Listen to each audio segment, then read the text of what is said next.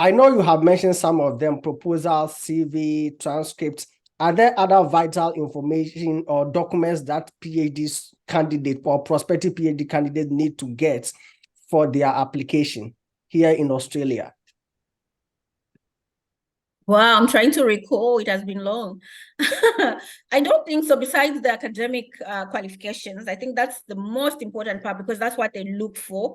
And probably a cover letter why you proposed the concept notes that you're working on.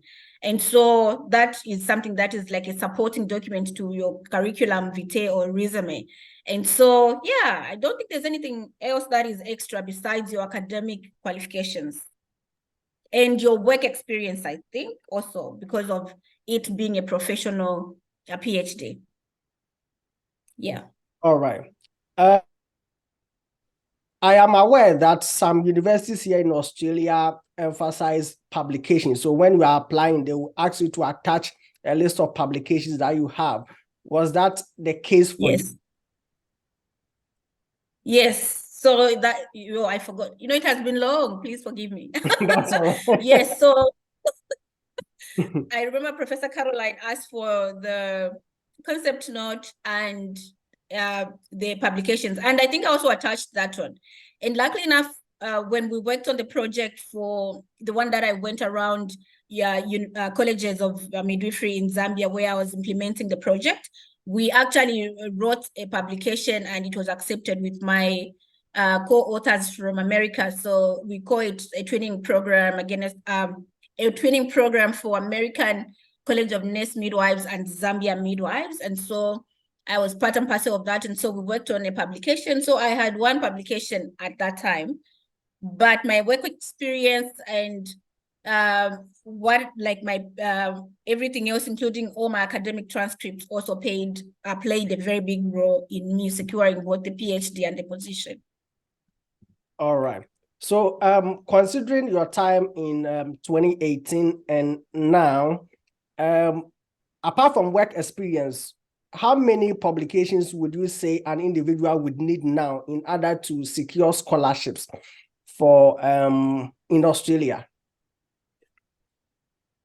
Wow. So first of all, the one thing that we need to know for Australia is that even if you don't have a master's degree, you can secure a PhD program. And so publications are not like so much a thing. So even one, like if you have one as your minimum and your prospective supervisor has seen your potential, you can still be given a position. So it's everything else, including at least one publication. I had one publication then.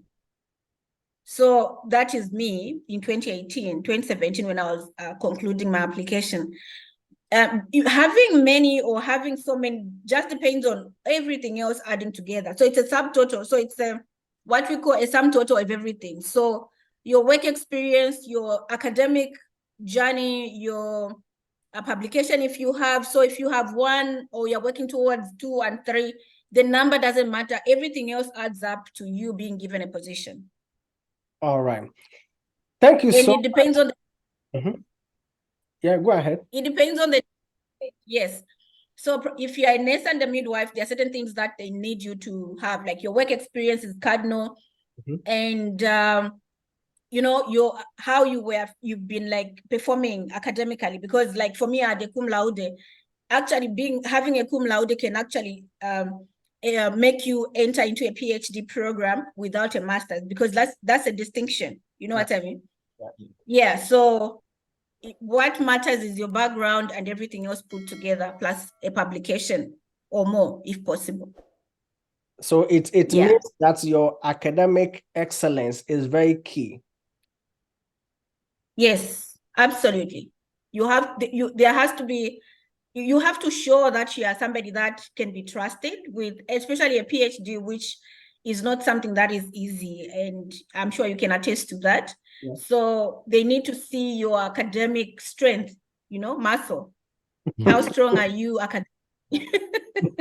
Yeah. All right. I perfectly understand.